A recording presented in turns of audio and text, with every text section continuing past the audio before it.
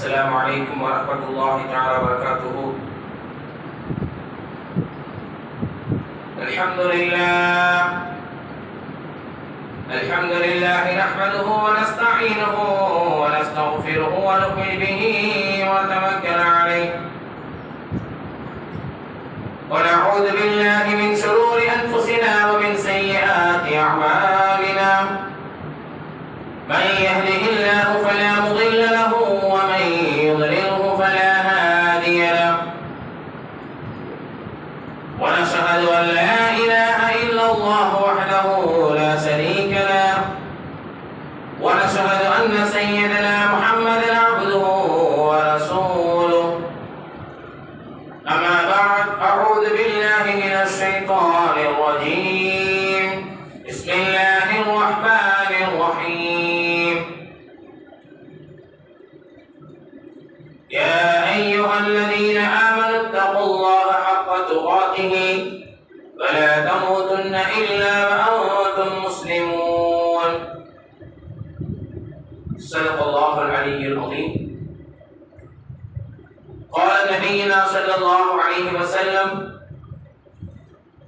إنما الأعمال بالنيات وإنما لامرئ ما نوى، أو كما قال عليه الصلاة والسلام.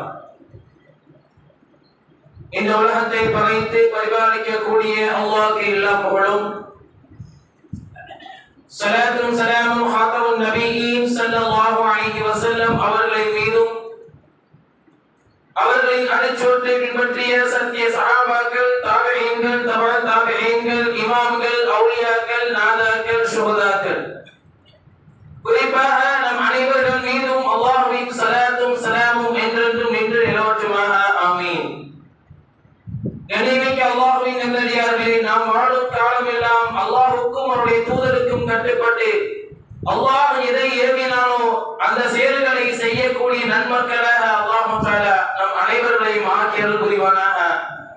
அல்லாஹ் எந்த காரியங்கள் எல்லாம் தடுத்தானோ அந்த காரியங்களை விட்டும் தவிர்த்து நடந்து நம்முடைய வாழ்க்கையை அமைத்துக் கொள்ள வேண்டும். அப்படிப்பட்ட ஒரு நல்ல தௌஃபீகை அல்லாஹ் தஆலா நம் அனைவருக்கும் தந்தல் புரிவானாக. நாம் வாழும் காலமெல்லாம் இறை வணக்கத்தை, இறைவனுக்கு செய்ய வேண்டிய கடமைகளை அனைத்தையும் செய்வதற்குண்டான தௌஃபீகை, உடல் ஆரோக்கியத்தை நம் அனைவர்களுக்கும் இறைவன் தந்தல் புரிவானாக. நம்முடைய வாழ்க்கையில் நோயற்ற வாழ்க்கை, குறையற்ற செல்வம், நீண்ட நாள் வாழக்கூடிய நசீபை அல்லாஹ் தஆலா நம் அனைவர்களுக்கும் பரிபூர்ணமாக தந்தல் புரிவானாக. ஆமீன் ஆமீன் யா ரப்பல் ஆலமீன். அல்ஹம்துலில்லாஹ். கண்ணியமிக்க அல்லாஹ்வின் நல்லடியார்களே, இந்த ஜும்ஆவை நான் பேச எடுத்துக்கொண்ட தலைப்பு ஆச்சரியமான ஈமான். ஆச்சரியமான ஈமான்தாரிகள் யார் என்ற செய்தியை நாம் கிதாபுகளில் படிக்கின்ற பொழுது ஏராளமான செய்திகளை இமாம்கள் நமக்கு தெரிவிக்கிறாங்க தங்களுடைய எழுத்தின் வடிவில். நபி ஸல்லல்லாஹு அலைஹி வஸல்லம் அவர்கள் ஒரு நாள் சஜிதாவில் துஆ செய்கிறார்கள். ஹதீஸில் வருகிறது, கிட்டத்தட்ட பல மணி நேரம் சஜிதாவில் இருந்து நபி ஸல்லல்லாஹு அலைஹி வஸல்லம் அவர்கள் துஆ செய்கிறார்கள்.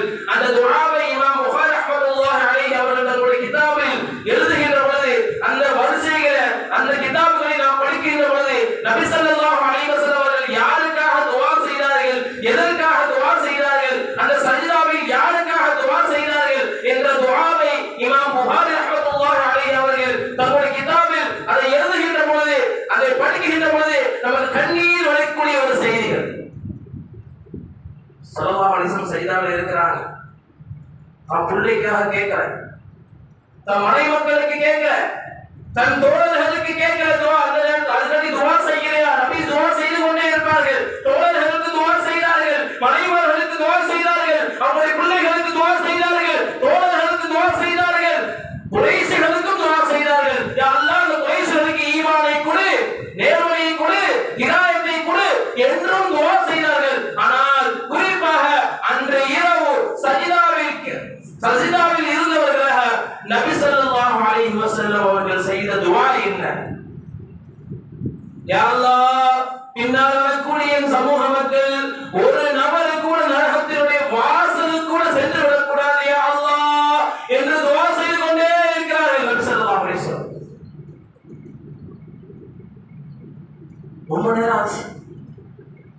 படிக்கிறாங்க.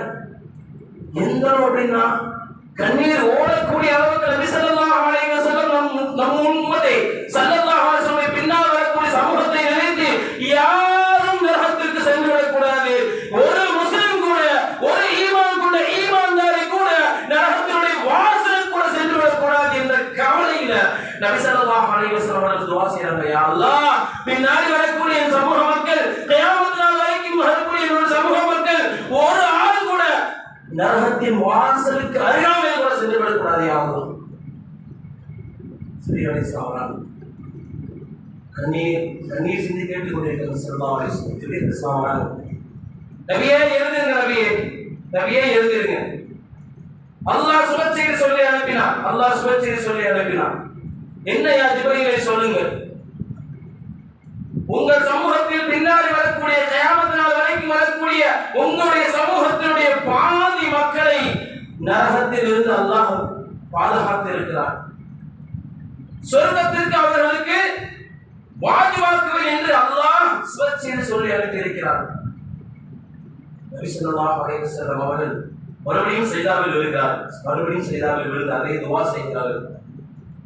யா அல்லாஹ், பின்னாடி வரக்கூடிய சமூக மக்கள், கியாமத் நாள் வரைக்கும் வரக்கூடிய சமூக மக்கள் ஒரு நபர் கூட நரகத்திற்கு அருகாமையில், நரகத்தினுடைய வாசலுக்கு கூட சென்று விடக்கூடாது. அனைத்து மக்களும் சொர்க்கத்திலே வாழ வேண்டும். சொர்க்கத்தினுடைய அந்த வாழையிலே அவர்கள் இருக்க வேண்டும். அதுவும் குறிப்பாக ஜன்னத்துல் ஃபிர்தௌஸ் என்னும் உயர்தரமான சொர்க்கத்தை என் சமூக மக்களுக்கு நீ வழங்க வேண்டும் என்று துஆ செய்கின்ற பொழுது மறுபடியும் கண்ணீர் வடிக்கிறார்கள். ஸல்லல்லாஹு அலைஹி வஸல்லம் சமூகத்தை அழைத்து கண்ணீர் வடிக்கிறார்கள். செய்தார்கள். நாம் வாழ்க்கையில் நாம் சொல்லக்கூடிய வார்த்தை என்ன? நம்முடைய தலைவர் யார்? ஸல்லல்லாஹு அலைஹி வஸல்லம் அவர்கள். ஆனால் நம்முடைய வாழ்க்கையில எத்தனையோ நபியுடைய சுன்னத்துகள் இருக்கு. நபி நம்மளை பத்தி கவலைப்பட்டாங்க. நாம அப்ப வந்திருப்போமா? இல்ல. சமூக மக்கள், வர இருக்கக்கூடிய சமூக மக்களுக்கு துஆ செய்தார்கள். கண்மணி நாயகம் ஈரோடு தலைவர் ஸல்லல்லாஹு அலைஹி வஸல்லம் அவர்கள். ஆனால் ஸல்லல்லாஹு அலைஹி வஸல்லம் தலைவருடைய ஒரு சுன்னத்தை நம்முடைய வாழ்நாள் முழுவதும் கடைபிடிக்காமல் சொல்வது ஒரு அற்புத தலைவர் ஸல்லல்லாஹு அலைஹி வஸல்லம். ஒரு சுன்னத். என்ன சுன்னத்? சாப்பிடும் போது பிஸ்மில்லாஹ் சொல்றது சுன்னத். தரையில உட்கார்ந்து சாப்பிடுறது சுன்னத். சாப்பிட்ட பிறகு அல்ஹம்துலில்லாஹ் சொல்றது சுன்னத். இது சின்ன சின்ன சுன்னத்துகள். ஆடைகள் அணிவிக்கின்ற பொழுது வலது கையை முற்படுத்துவது சுன்னத். வீட்டை விட்டு வெளியே வருகின்ற பொழுது துஆ ஓதி செல்வது சுன்னத். வீட்டிற்குள்ளே உள்ளே வருகின்ற பொழுது வீட்டினுடைய தான் சொந்த வீடாக இருந்தாலும் சலாம் சொல்லி, கதவை தட்டி சலாம் சொல்லி சலாத்திற்கு பதில் சொன்னால் அந்த வீட்டுக்குள் செல்வது சுன்னத். இப்படி ஏராளமான சுன்னத்துகள் சொல்லிக் கொண்டே போகலாம். நாம் சொல்லக்கூடிய வார்த்தை, நம்மின் மீது கவலைப்பட்ட ஸல்லல்லாஹு அலைஹி வஸல்லம் அவர்களுக்கு நாம் என்ன செய்ய போகிறோம்? என்ன செய்து கொண்டிருக்கிறோம் சகோதரர்களே? எத்தனை சுன்னத்துகள் நாம் அமல் செய்கிறோம்? சோதனை பக்துக்கு வரோம், கவலையான செய்தி. பக்துக்கு வரோம், அல்ஹம்துலில்லாஹ். அது குறை சொல்லல. ஒவ்வொரு வக்து நேர தொழுகைக்கு வருகிறோம், தொழுகிறோம். 4 ரக்காத்தோ 2 ரக்காத்தோ 3 ரக்காத்தோ தொழுகிறோம். சலாம் கொடுத்த உடனே ஓடி விடுகிறோம். துஆ செய்யறது சுன்னத். துஆவுக்கு ஆமீன் சொல்றது சுன்னத். எத்தனையோ சுன்னத்துகள் இருக்கு. தொழுகைக்கு பிறகு ஆயத்துல் குர்சி ஓதுறது சுன்னத். அஸ்தக்ஃபிருல்லாஹ் 11 தடவை சொல்றது சுன்னத். அல்லாஹும்ம அன்தஸ் ஸலாம் வ மின்கஸ் ஸலாம் தபாரக யா தல் ஜலாலி வல் இக்ராம் என்று சலாம் கொடுத்தவுடன் 3 முறை நாம் ஓதுவது சுன்னத். லா இலாஹ இல்லல்லாஹ் வஹ்தஹு லா ஷரீக லஹு லஹுல் முல்கு வ லஹுல் ஹம்து யுஹ்யி வ யுமீத் வ ஹுவ அலா குல்லி ஷைஇன் கதீர். சலாம் கொடுத்தவுடன் 3 தடவை ஓதுறது சுன்னத். நாம் நிலைமை எப்படி இருக்கு சகோதரர்களே? இது தெரியாது. சூரத்துல் வாக்கியா அல்லாஹ் சொல்றான், فلولا إن كنتم غير مدينين ترجعونها إن كنتم صادقين فأما إن كان من أصحاب اليمين فسلام لك من أصحاب اليمين. அந்த வசனங்கள் எதை உணர்த்துகிறது தெரியுமா? எதை இறைவன் சொல்கிறான் தெரியுமா? சகோதரர்களே, ஈமான் கொண்ட சகோதரர்களே, அல்லாஹ்வை ஏற்றுக்கொண்ட சகோதரர்களே, குர்ஆனை வேதமாக ஏற்றுக்கொண்ட சகோதரர்களே, நபியை ஏற்றுக்கொண்ட நம்பிக்கொண்ட சகோதரர்களே, நீங்கள் மரண தருவாயில் உங்களுடைய உயிர் பிரிகின்ற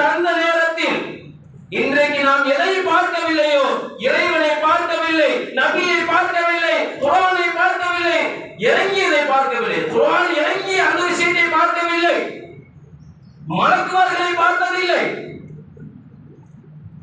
குறிப்பாக மலக்குமார் நம் கண் கூட பார்த்ததில்லை. மரண தருவாயில் வருவார்கள் மலக்குமார்கள், மரண தருவாயில் வருவார்கள். நம் கண் கூடாக நம்முடைய கண்களால் பார்ப்போம் மலக்குமார்களை, ரூஹல் மலக்கை நாம் பார்ப்போம். நமக்கு நாளை மறுமையில் நம்முடைய தங்கும் இடம் என்ன என்பதை இறைவன் காட்டுவார். இன்றைக்கு நாம் எப்படி செல்போன்ல பார்க்கிறோம், போட்டோக்களில் பார்க்கிறோம், அதே போல நம் கண் முன்னால் காட்டப்படும். எப்பொழுது நாம் மலக்குமார்களை கண்களால் பார்த்து விட்டோமோ அப்பொழுது நம்முடைய உள்ளம் ஏங்கும். ஆஹா, 60-70 வருஷ வாழ்க்கையை நாம் வீணடித்து விட்டோமே, 75 வாழ்க்கையை நாம் வீணடித்து விட்டோமே, பல ஆண்டுகள் வாழ்க்கையை நாம் வீணடித்து விட்டோமே.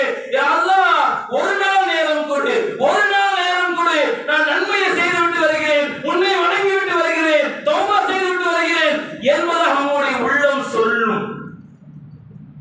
ஹதீஸ் குர்ஆனில் உங்களுடைய உள்ளம் இயங்கும். 20 வருஷம் தப்பு செஞ்சுட்டேனே, அல்லாஹ்வுக்கு செய்ய வேண்டிய கடமைகளை சரியா செய்யாமல் விட்டுட்டேனே, தௌபா செய்யாமல் விட்டுட்டேனே. ஏன் அந்த நேரத்துல என்றைக்கு நாம் மலக்குமார்களை பார்க்கிறோமோ அன்றைக்கு நம்முடைய உயிர் கைப்பற்ற. அது வரைக்கும் அல்லாஹ் தந்த வாழ்க்கை அற்புதமான வாழ்க்கை.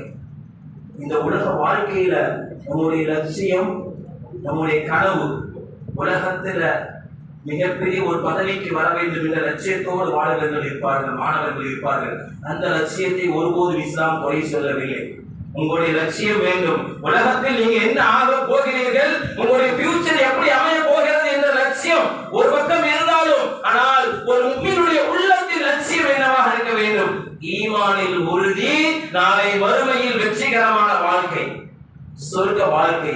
அதைத்தான் கண்மணி நாயகம் ஸல்லல்லாஹு அலைஹி வஸல்லம் அவர்கள் சஜ்தாவில் துஆ செய்து கொண்டே இருக்கிறார்கள். ஜிப்ரீல் அலைஹிஸ்ஸலாம் வருகிறார்கள். நபியே, ஏன் அழுகிறீர்கள், ஏன் அழுகிறீர்கள்? உங்கள் சமூகத்தில் 70% மக்களை அல்லாஹ் சொர்க்கத்துக்கு வாஜிபாக்கி விட்டார் என்ற செய்தியை ஜிப்ரீல் அலைஹிஸ்ஸலாம் கொண்டு வருகிறார்கள். உம்மத்தின் மீது எவ்வளவு கவலை ஸல்லல்லாஹு அலைஹி வஸல்லம். மறுபடியும் சஜ்தாவில் இருக்கிறார். இறுதியாக ஜிப்ரீல் அலைஹிஸ்ஸலாம் அல்லாஹ்வுடைய உதவியோடு அல்லாஹ்வுடைய சுப செய்தியை கொண்டு வருகிறார்கள். கொண்டு வந்து நபியிடம் சஜ்தாவில் கிடந்து துஆ செய்யும், சஜ்தாவில் இருந்து துஆ செய்யும், சமூக மக்களுக்காக துஆ செய்யும், கியாமத் நாளில் வரக்கூடிய மக்களுக்காக துஆ செய்யும். ஸல்லல்லாஹு அலைஹி வஸல்லம் அவர்களுக்கு, நபி ஸல்லல்லாஹு அலைஹி வஸல்லம் அவர்களுக்கு ஜிப்ரீல் அலைஹிஸ்ஸலாம் அல்லாஹ்வுடைய சுப செய்தி கொண்டு வருகிறார். நபியே, உங்கள் சமூக மக்கள் யாரெல்லாம் கலிமா சொன்னார்களோ, யாரெல்லாம் ஈமான் கொண்டார்களோ, அஷ்ஹது அல்லா இலாஹ இல்லல்லாஹ் வ அஷ்ஹது அன்ன முஹம்மதர் ரசூலுல்லாஹ் என்று முழுமையாக யார் கலிமா சொன்னார்களோ அவர்கள் அனைவருக்கும் சொர்க்கம் வாஜிப். அப்பொழுது முடிவு செய்கிறான் அல்லாஹ், நம்ம கலிமா சொல்லிட்டா நமக்கு சொர்க்கம் உண்டு. ஆனால் நாம் செய்த தவறுக்கு தண்டனை அனுபவித்து தான் சொர்க்கம் செல்லும். அதுவும் ஸல்லல்லாஹு அலைஹி வஸல்லம் ஹதீஸ் சொல்றாங்க. அப்ப நம்ம மனசுல ஒரு பயம் இங்கே வந்துடும். ஸல்லல்லாஹு அலைஹி வஸல்லம் அவங்க சொர்க்கத்தை வாஜிபாக்கிட்டாங்க, இனிமே நம்ம வாழ்க்கையில கவலை இல்லை, எதுவுமே செய்ய தேவையில்லை, நல்ல அமல் செய்ய தேவையில்லை, அப்படிலாம் நினைக்கக்கூடாது. இந்த உலகத்துல நாம் செய்யக்கூடிய தீமைகளுக்கு நாளை மறுமையில் தண்டனை உண்டு. அதை உள்ளத்தில் எண்ணிக்கொண்டு நம்முடைய வாழ்க்கையை அமைத்துக் கொள்ள வேண்டும். நம்முடைய வாழ்க்கையை அமைத்துக் கொள்கின்ற பொழுது அல்லாஹ் தஆலா இந்த உலக வாழ்க்கையில நம்மை பரிசுத்த அடியானாக வாழ செய்கிறான், பரிசுத்த அடியானாக வாழ செய்கிறான். நபி ஸல்லல்லாஹு அலைஹி வஸல்லம் அவர்களுக்கு ஈமான் சம்பந்தமான கேள்விகளை கேட்கக்கூடிய பழக்கம் உண்டு. சஹாபாக்கள் ஈமான் சம்பந்தமான கேள்விகளை கேட்பாங்க ஸல்லல்லாஹு அலைஹி வஸல்லம். அப்பொழுது கேட்கிறாங்க ஸல்லல்லாஹு அலைஹி வஸல்லம், சஹாபாக்கள் சமூகத்தில் இருக்கிறாங்க, தோழர்களே, ஆச்சரியமான ஈமானா என்ன அப்படின்னு கேட்கிறாங்க. சஹாபாக்கள் அப்படி கேட்கிறாங்க. அப்போ சஹாபாக்கள் பதில் சொல்றாங்க, மலக்குமார்கள் தான். மலக்குமார்களுடைய ஈமான் தான் ஆச்சரியமான ஈமான்.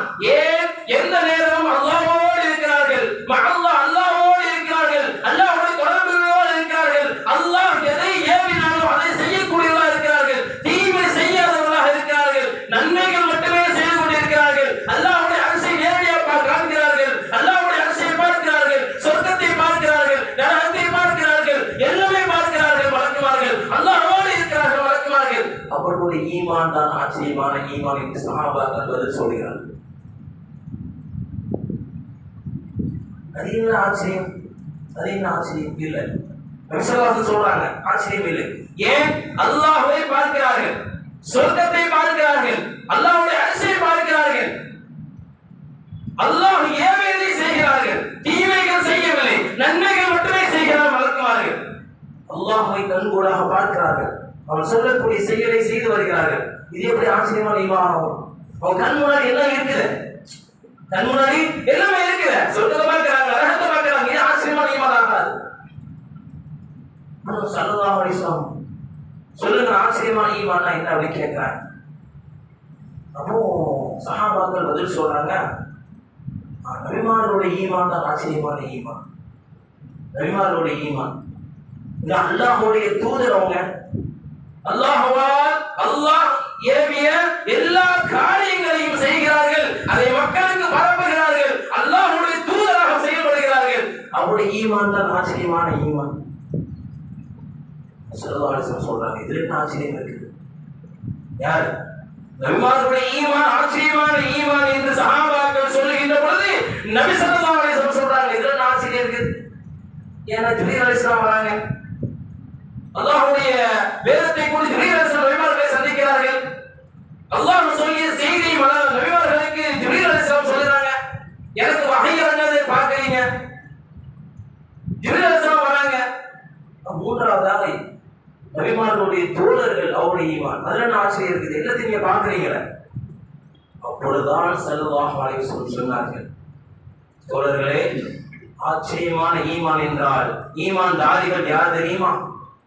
குன்தும் கைர உம்மத்தின் உக்ரிஜத் லின்னாஸ் தஅமுரூன பில் மஅரூஃபி வ தன்ஹவுன அனில் முன்கர். சொல்றாங்க, எனக்கு பின்னால் என்னுடைய உம்மத் வரும், எனக்கு பின்னால் என்னுடைய உம்மத் வரும், அவர்களிடம் ஈமான் இருக்கிறது, அதுதான் ஆச்சரியமான ஈமான். ஏனென்றால் என்னை அவர்கள் கண்கூடாக பார்த்திருக்க மாட்டார்கள், என் மீது ஈமான் கொண்டிருப்பார்கள், என்னை முழுமையாக வழிபடுவார்கள், என் மீது முழு நம்பிக்கை வைத்திருப்பார்கள், என் மீது அன்பு வைத்திருப்பார்கள், என்னை பார்த்திருக்க மாட்டார்கள், குர்ஆன் இறங்கியதை பார்த்திருக்க மாட்டார்கள், மலக்குமார்களை பார்த்திருக்க மாட்டார்கள், அல்லாஹ்வை பார்த்திருக்க மாட்டார்கள். எதுவுமே அவர் கண் முன்னால் இருந்திருக்காது, எதையும் அவர்கள் பார்த்திருக்க மாட்டார்கள். ஆனால் அல்லாஹ்வை முழுமையாக அவருடைய செயலை நம்புவார்கள், நபியுடைய செயலை நம்புவார்கள், நபி சொல்லிய வார்த்தைகளை நம்புவார்கள், அதன்படி செயல்படவும் செய்வார்கள், குர்ஆன் படி செயல்படுவார்கள், குர்ஆனுடைய வசனங்களை ஓதுவார்கள். ஆனால் இறங்கிய செய்தியை பார்த்திருக்க மாட்டார்கள். பார்க்காமல் ஈமான் கொண்டிருக்கிறார்கள் பின்னாடி வர சமூக மக்கள். அதுதான் ஆச்சரியமான ஈமான் என்பதாக ஸல்லல்லாஹு அலைஹி வஸல்லம் நம் சமூகத்தை பற்றி, உம்மத்தை பற்றி பெருமையாக பேசினார்கள். சஹாபாக்களுக்கு மத்தியில இப்படி பெருமையாக பேசின சமூகம் நாம் இந்த நிகழ்காலத்தில் நம்முடைய ஈமான் ஆச்சரியமாக இருக்கிறதா என்பதை நாம் சிந்திக்க கடமைப்பட்டிருக்கிறோம். யார் சொல்லியும் யாரும் மாறப்போவதில்லை இந்த நிகழ்காலத்தில், யார் உபதேசம் செய்தாலும் யாரும் ஏற்றுக்கொள்ளப் போவதில்லை இந்த நிகழ்காலத்தில். தங்களுக்கு தாங்களே சிந்தித்து, தங்களுக்கு தாங்களே தங்களுடைய தீமைகளை சரி செய்து, தங்களுக்கு தாங்களே சரி செய்யாமலே தவிர யார் சொல்லியும் எவர் உபதேசம் செய்தும் இன்றைக்கு எதுவும் மாறப்போவதில்லை, தங்கள் சிந்திக்காமல் தவிர. நம்முடைய ஈமானை ஸல்லல்லாஹு அலைஹி வஸல்லம் ஆச்சரியமான ஈமானாக சொல்கிறார்கள். வரலாற்றில் எழுதுவாங்க, ஹாரூன் ரஷீத் பாதுஷா அப்படிங்கிற மிகப்பெரிய அரசர், கிதாபில் எழுதக்கூடிய வரலாறு. முன்னாடி ஆட்சி செய்த மிகப்பெரிய அரசர், அவங்களுடைய மனைவி சுபைதா அம்மா ரஹ்மத்துல்லாஹி அலைஹி, அவங்க மிகப்பெரிய இபாதத்சாலி, ஈமானில் வலுவாக உள்ளவர்கள். அவங்க ஒரு நாள் கடற்கரை ஓரமா நடந்து போயிட்டு இருக்கிறாங்க. வரலாறு, கடற்கரை ஓரமா நடந்து போயிட்டு இருக்கிறாங்க. நடந்து போயிட்டு இருக்கும் போது ஒரு இறை நேசர், புகழூர் என்று சொல்வார்கள் ரஹ்மத்துல்லாஹி அலைஹி, ஒரு இறை நேசர். அவங்க புகழூர் யார் அப்படின்னா அபூ ஹனீஃபா ரஹ்மத்துல்லாஹி அலைஹி அவர்களுடைய ஆசிரியர். யாரு? இமாம் ஹனஃபி ரஹ்மத்துல்லாஹி அலைஹி அவங்க இருக்கிறாங்களே, அவங்க மذஹபினை பின்பற்றக்கூடிய இந்த உலகத்தில் எத்தனையோ மக்கள் இருக்கிறாங்க. இமாம் அபூ ஹனீஃபா ரஹ்மத்துல்லாஹி அலைஹி அவருக்கு கற்றுத்தந்த ஆசிரியர் புகழூர் ரஹ்மத்துல்லாஹி அலைஹி. அவங்க கடற்கரை ஓரமா இந்த சின்ன பிள்ளைங்க விளையாடுறது தெரியுமா, குவியலை வச்சுக்கிட்டு அந்த ஈர மண்ணை வந்து ஒவ்வொரு விளையாட்டா வீடு கட்டி விளையாடுங்க, அதாவது ஒவ்வொரு வித்தியாசமா பாடு செஞ்சு விளையாடுங்க. அதே போல புஹுலூர் ரஹ்மத்துல்லாஹி அலைஹி இறை நேசர் அவங்க என்ன செய்யறாங்க அப்படின்னா கடற்கரையில வீடு வீடா கட்டி வைக்கிறாங்க, வீடு வீடா கட்டி வைக்கிறாங்க. அவங்க இறை நேசர், மிகப்பெரிய நேசர்.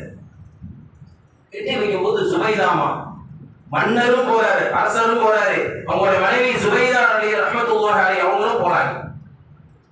என்ன இறை நேசரை என்ன செய்யறீங்க அப்படின்னு கேட்கிறாங்க சுபைதா, யாரு மன்னருடைய மனைவி. இல்ல நான் வீடு கட்டி இருக்கிறேன். சும்மா ஒரு கேள்வியா சொல்றாங்க, வீடு என்ன வேலை அப்படின்னு கேட்கும் போது, வீடு வாங்கிக்கிறீங்களா? 10 திரகம். 10 திரகத்தை பிடிங்க, எனக்கு ஒரு வீடு. ஆனா அவங்க வீட்டை எடுத்துட்டு போற போது இல்ல, 10 திரகம் தான் பிடிங்க, எனக்கு அதுல ஒரு வீடு வேணும். அப்ப அரசர் சொல்றாரு, ஏன் தேவையில்லாம, அது தேவையில்லாத வீடு, அது வந்து தண்ணீர் வந்து அழைச்சு சென்றும், சும்மா தேவையில்லாத வீட்டை வாங்கியிருக்கீங்களே அப்படின்னு சொல்லி விட்டுட்டாங்க. இரவு நேரம் ஹாரூன் ரஷீத் பாதுஷா ரஹ்மத்துல்லாஹி அலைஹி மிகப்பெரிய இறை நேசர். அவங்க கனவு காட்டப்படுது, வீடு வாங்கினால 10 திரகத்துக்கு இறை நேசரும் வீடு வாங்கினாங்க. அவருடைய மனைவி சுபைதா ரஹ்மத்துல்லாஹி அலைஹி, அது என்ன வீடு தெரியுமா? ஹாரூன் ரஷீத் பாதுஷா அவங்களுடைய கனவுல காட்டப்படுது, சொர்க்கத்தில் ஒரு மாளிகையை வாங்கி இருக்கிறாங்க. அந்த வீடு காட்டப்படுது, சொர்க்கம் காட்டப்படுது. அவருடைய கனவுல சொர்க்கத்துடைய மாளிகை காட்டப்படுது. அந்த சொர்க்கத்தில் சுபைதா அவருடைய வீடு என்பதால் எழுதப்பட்ட அந்த காட்சி அவருடைய கனவில் காட்டப்படுகிறது. விழித்துக் கொண்டு மன்னர் அதிகாலையில் ஓடி வருகிறார் ஹாரூன் ரஷீத் மன்னர். அவரை எங்கே, அந்த பெரியவரை எங்கே என்று பார்க்கிறார். அதே போல அந்த இறை நேசர் புஹுலூர் அவர்கள் வீடுகளை கட்டிக் கொண்டிருக்கிறார்கள், வீடுகளை கட்டிக் கொண்டிருக்கிறார்கள். இப்பொழுது எனக்கு அந்த வீடு, ஒரு வீடு கிடைக்குமா என்று கேட்கிறார் அரசர். என் நிகழ்ச்சியை பார்த்துட்டார். சொர்க்கத்துல ஒரு வீடு வாங்கி இருக்கிறார் என்னுடைய மனைவி என்ற செய்தியை கனவில் இறைவன் காட்டப்பட்டது, இறைவனுடைய உதவியால் காட்டப்பட்டது. எனக்கும் சொர்க்கத்துல ஒரு வீடு வேணும் என்பதற்காக வந்து பார்க்கிறாங்க. அதே போல புஹுலூர் அவங்க வீடு கட்டி கொண்டே இருக்கிறார். எனக்கு ஒரு வீடு கிடைக்குமா அப்படின்னு கேட்கிறார். வீடு தரேன், ஆனா உங்களிடம் இருக்கக்கூடிய சொத்து அனைத்தையும் எனக்கு தரணும், உங்க இருக்கக்கூடிய அரசாங்கம் சொத்து அனைத்தையும் எனக்கு தரணும், அதுக்கு பகரமா தரணும். முடியுமா? இல்லை, அப்படிலாம் கொடுக்க முடியாத. போங்க. அப்ப நேரத்தை மட்டும் என்னுடைய மனைவிக்கு 10 திரகத்துக்கு வீடு கொடுத்தீங்க. அது அவங்க வீட்டை வந்து நீங்க பார்த்துட்டீங்க, என்ன வீடு வாங்கினாங்க அப்படின்னு பார்த்துட்டீங்க.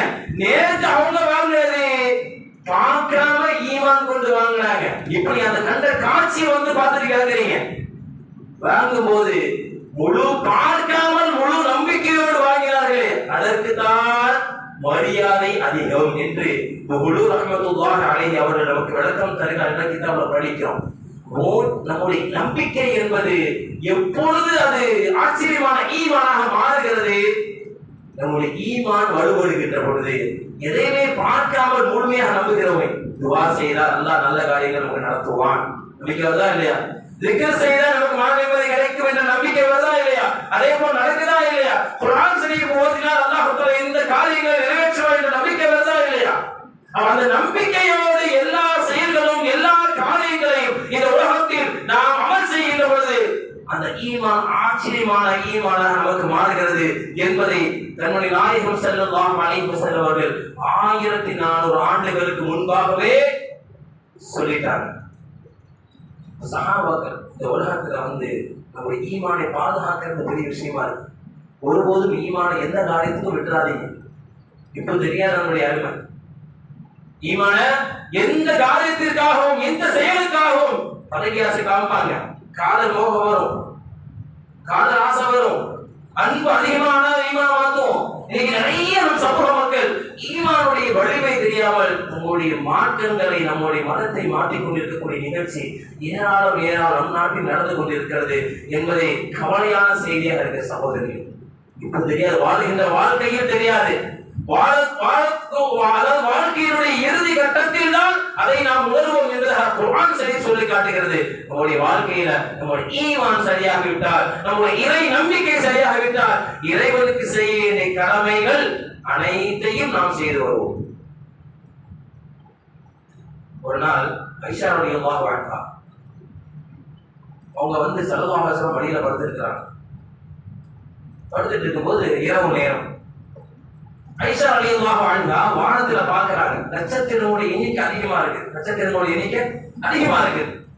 அப்போ ஐஷா ரலியல்லாஹு அன்ஹா நபி ஸல்லல்லாஹு அலைஹி வஸல்லம் கிட்ட கேக்குறாங்க,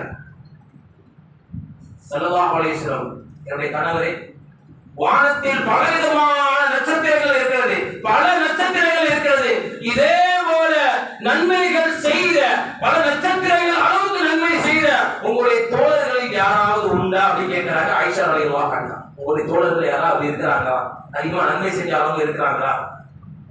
ஆயிஷா ரலியல்லாஹு அன்ஹா மனசுல ஒரு எண்ணம் என்ன தெரியுமா, சரி ஸல்லல்லாஹு அலைஹி வஸல்லம் என்னுடைய வாப்பா அபூபக்கர் ரலியல்லாஹு அவங்கள தான் சொல்லுவாங்க, அப்படிங்கிற ஒரு ஆசையை கேட்கிறாங்க. அப்போ ஸல்லல்லாஹு அலைஹி வஸல்லம் பதில் சொல்றாங்க, ஆமா இருக்கிறாங்க, என்னுடைய தோழர்கள் இருக்கிறாங்க. யார் யார சொல்லலாம்? என்னுடைய தோழர் உமர் ரலியல்லாஹு அன்ஹு அப்படின்னு பதில் சொல்றாங்க. ஒரு சின்ன ஒரு மன வருத்தம், என்னடா நம்முடைய தந்தை அபூபக்கர் சொல்லுவாங்கன்னு பார்த்தா இவங்க என்னடா உமர் ரலியல்லாஹு பேரை சொல்றாங்களே அப்படின்னு சொல்லி ஆயிஷா ரலியல்லாஹு மறுபடியும் கேட்கிறாங்க, என்ன யார சொல்லலாம், என்னுடைய தந்தை அபூபக்கர் சொல்வீங்க நினைச்சேன், ஆனா நீங்க உமர் ரலியல்லாஹு அன்ஹு சொல்றீங்களே அப்படின்னு சொல்லும் போது ஸல்லல்லாஹு அலைஹி வஸல்லம் சொன்ன வார்த்தை மிக ஆழமானது. யா ஆயிஷா அவர்களே, உமர் அவர்கள் 40 வருஷம் கழித்து ஈமானுடைய செயல்களை பார்த்து, சஹாபாக்களை பார்த்து, அதனுடைய நடவடிக்கைகளை பார்த்து ஈமான் கொண்டவர்.